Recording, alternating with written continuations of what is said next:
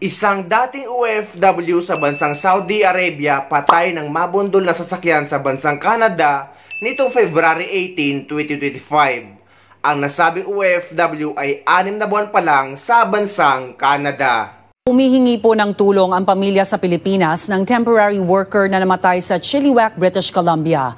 Matapos mabundol sa isang intersection doon, higit 1 linggo na ang nakararaan. Nais daw nilang masilayan ang katawan ng kanilang mahal sa buhay na matagal nang nakikipagsapalaran sa ibang bansa. Narito ang report. Nung punta niyang bagong baba niya dyan sa Canada, tuwang-tuwa siya sa snow. Kumbaga, binibidyo ma'am niya yon. Naglalakad siya habang nagbibidyo, ganyan. Yung tuwang-tuwa po siya nung nalipat siya dyan sa Canada.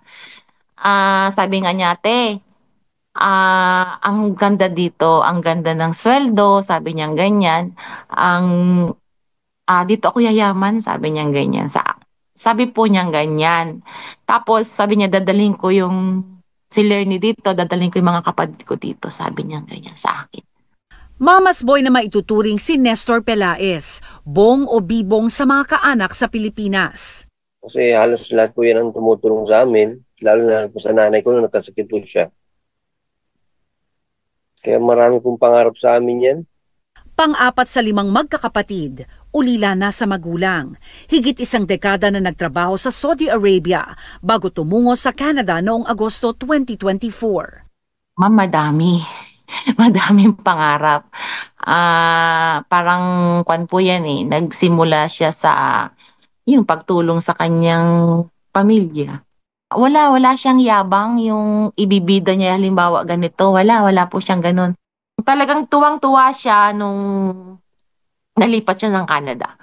February 18, bago mag-3 ng hapon sa Chilliwack, BC, rumesponde ang RCMP sa ulat na may nabanggang pedestrian sa intersection ng Vedder Road at Promontory Road. Patay ang 41-year-old na si Pelaez, temporary worker na 6 na buwan pa lang sa bansa. So, yun lang guys. Kumusta bong? Okay na? Ready ka na magtrabaho? Ito ang video ni Pelaez kasama ang kanyang matalik na kaibigan na si Jonah Ternida na nag-welcome sa kanya sa Canada. Mabait at tahimik na tao raw si Pelaez ayon kay Ternida.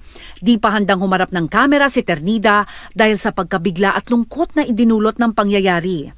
Pero sa pahayag na ipinadala sa Omni News, sinabi nitong wala raw ibang gusto si Pelaez kundi ang ikabubuti ng kanyang pamilya. Marami raw itong pangarap sa sarili at sa pamilya niya. Ready na si Bong. Actually, merong requirements talaga rito, yung Lamia mo, di ba? Dala mo? Lamia, tapos napalaban daw ng English si Bong, guys. Mati sir? Mati sir? Pangalan ng nanay tatay. Kaya sabi ko sa mga bata dito, magpadasal kasi parang 9 days niyang ngayon. Hanggang ngayon ma'am, sad to say ma'am, kasi wala kaming balita dun sa bangkay ma'am.